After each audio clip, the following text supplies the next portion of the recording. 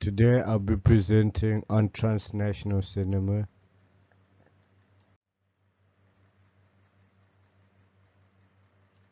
So, what is transnational cinema? Transnational film is typically funded, produced, and distributed on a global scale. Transnational film narratives address global issues such as capitalism and influences are intra-regional as well and not just from the West. The influence of the post-World War II and globalization on the cinematic practice may be recognized and examined through transnational cinema. Globalization and deeper knowledge of cultural diversity are symptomatic of transnational mainstream culture.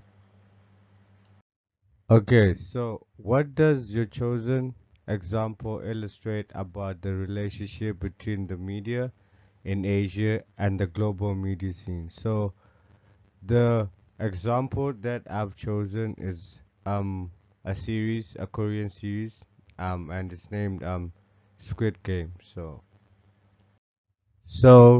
the synopsis for the Squid Game series is the show revolves around a tournament which features 456 competitors who are all heavily in debt, risks their lives by playing a series of dangerous children games in order to win a 45.6 billion reward, as well as the title of the series, which is a reference to a Korean children's game of the same name.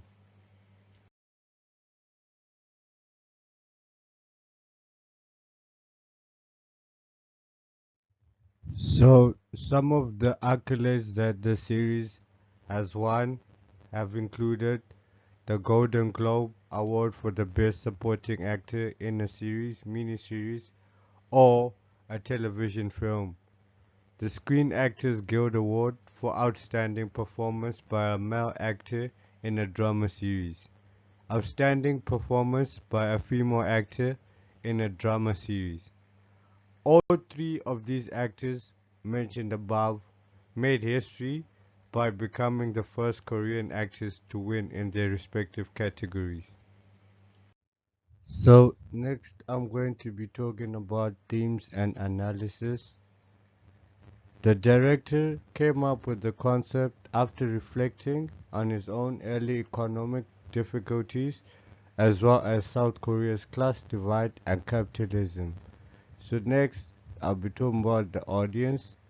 They are a transnational audience, which means that the people that watched the series weren't just from Korea, and I myself, I wasn't from Korea, but I managed to watch it and understood it.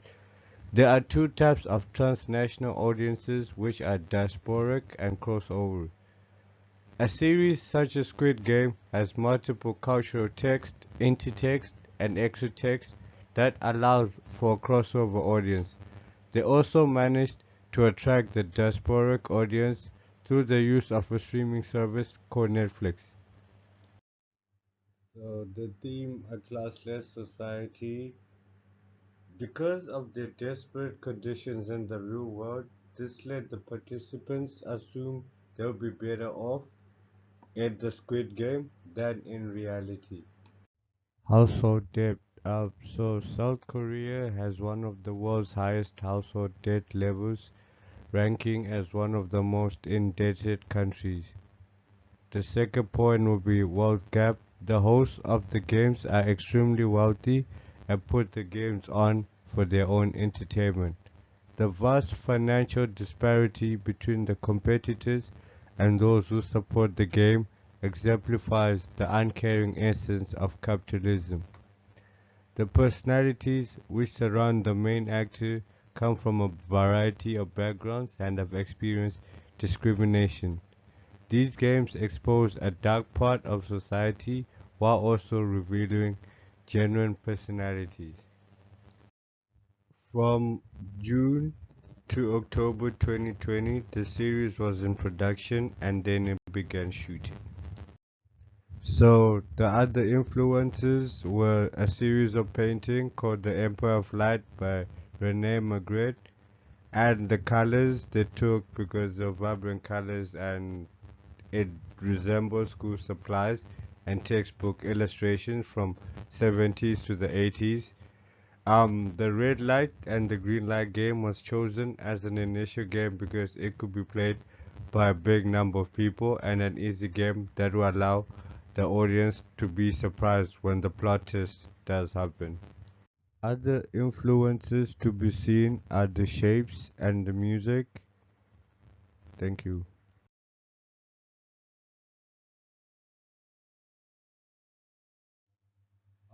So in conclusion, I would like to say that Asian cinema continue to diversify and it does mix its Asian elements with the Western elements to create what we call a hybrid.